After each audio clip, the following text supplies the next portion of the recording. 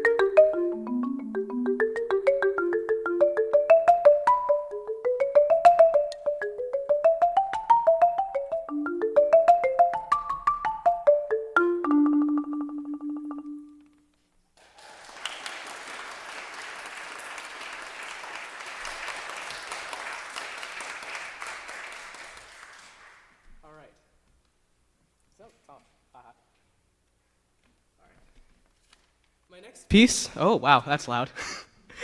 My next piece will be the Two Mexican Dances by Gordon Stout. And Gordon Stout is a very famous marimbist, and he founded the marimba school of just marimba studies at Ithaca College in New York. And the Mexican dances were inspired by a trip to Mexico. And the original piece was the first Mexican dance, was based off of the dance style and features a lot of complex rhythms, especially in the left hand. And someone told him, it's very atonal, it doesn't fit with the rest of the etudes. And he's like, okay, I'll just take it out of the book and I'll make the Two Mexican Dances for marimba. So he wrote a second movement to complement the first one. And it is used in a lot of marimba competitions, and it's a pretty it's a staple of all those marimba competitions around the world. So yeah, here it is, the Two Mexican Dances by Gordon Stout.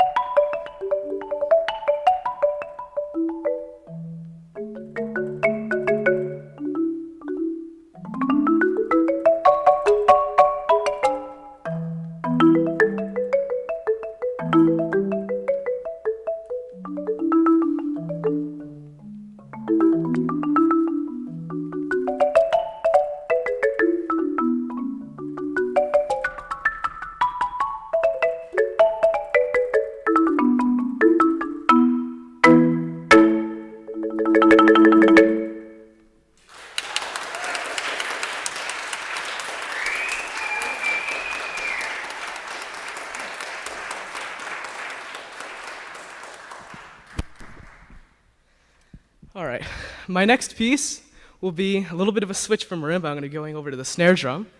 And I'll be performing an etude by Delacluse, the third Delacluse etude. And they are usually a audition requirement for most conservatories, and that's actually where I did prepare this piece for. I prepared it for my audition for Northwestern. And Delacluse himself was a very influential composer because he really started what would be like the snare drum repertoire to prepare for professional orchestras and like to make professional snare musicians for the orchestra. So most of his pieces will have pretty much every bit of orchestral vocabulary that a professional musician would play. And therefore there's a lot of variety, a lot of musicality, and also rudimental variety.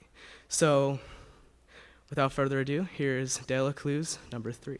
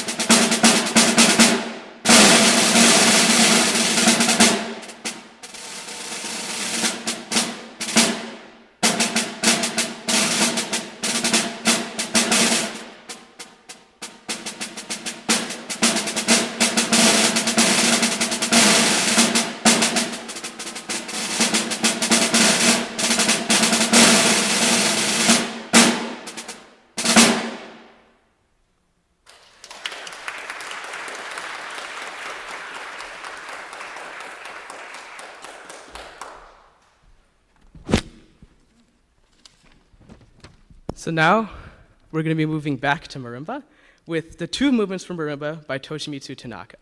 And it was written during the 60s, which was a time with avant-garde composition that also atonal.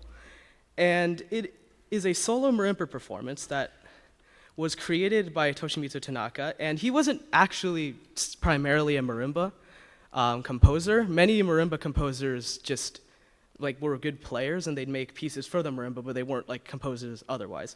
And Toshimitsu Tanaka was a composer outside of marimba, and his composition actually won a composition award. And it's a very advanced piece. And yeah, it's in Japan, they actually did celebrate like marimba solo performance a lot earlier than than America. So in America, it developed a little bit later, but in Japan, it was there before. So yeah, so now we're going to be, you'll hear the 2 movements from marimba by Toshimitsu Tanaka.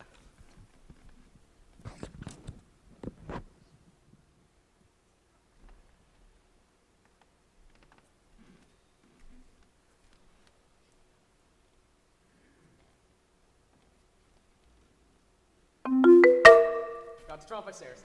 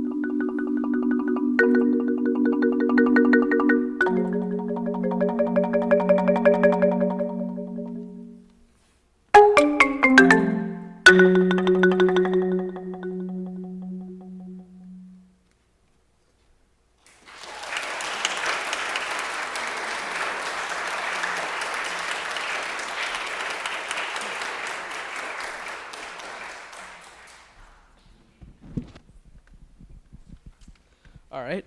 Next, we're going to go back to the snare drum for a rudimental snare solo by Charlie Wilcoxon called Swinging the 26.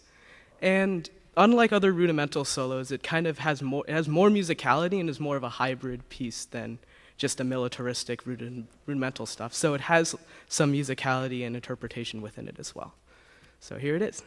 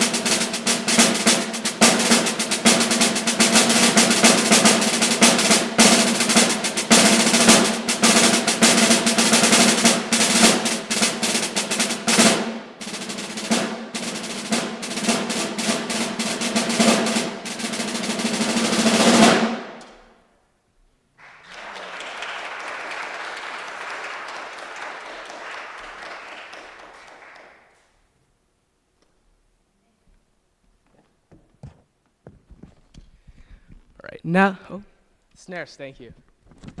Hopefully not make the same mistake twice. Yeah, alrighty.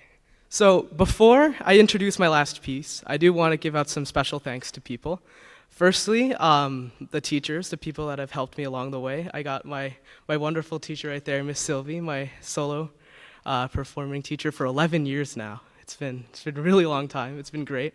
She's really helped me through develop as a musician and also as a person, and it's wonderful. Then also Mr. Cataldo, he's here too. He's also an amazing educator and has helped me a lot with preparing for my Northwestern audition. And even though I've only known you for maybe 2 years now, you've been a massive help to me as a musician and as a person as well. So thank you so much. I also want to thank all of you for being here. It really means a lot to me for you guys supporting me through, I know all of you guys have been a great support to me through my journey here at Wakefield and beyond. So thank you so much. And yeah, now my last piece, Astral Dance. It is also by Gordon Stout. And in fact, it was going to be a part, oh. Hello there. Yeah. Yeah, it was actually supposed to be the third Mexican dance. People have dubbed it the third Mexican dance because often people will play it in the same program, and that's what I'm doing right now.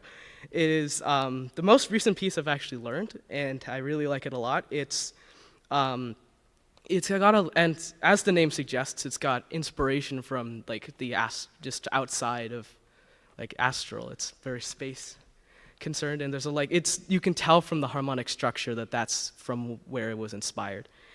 And yeah, he called it astral actually because often he likes to put the inspiration or the feeling of the piece in the name, which is why the other one's Mexican dance. This one's astral because he couldn't really attribute it to any one country. So yeah, here's the Astral Dance.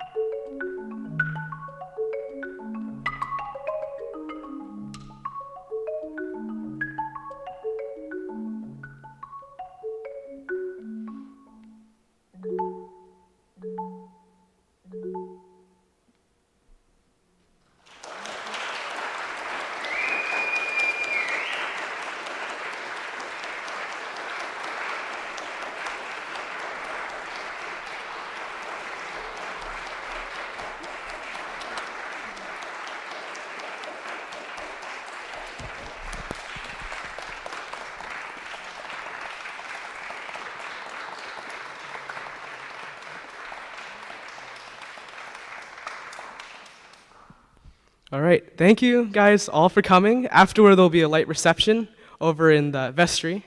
So come over there, talk, hang out. It'll be great. So yeah, thank you again.